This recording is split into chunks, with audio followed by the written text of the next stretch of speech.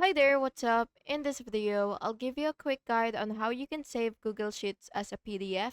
So, if you need to send your sheet as a clean PDF, here's the fastest way to export it. The first thing that you will do is of course open your Google Sheet, and now that you're here, you will click File, which is on the top left corner of your screen.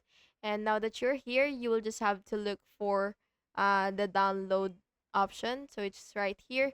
So what you will do is of course choose PDF from this list. So go ahead and click that.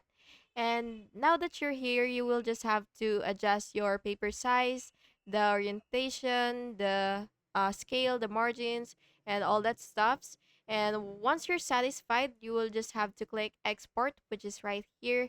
And yeah, that's basically how you do it. And I hope you found this video helpful. And if you did, please make sure to like and subscribe for more videos like this. Thank you and have an awesome day.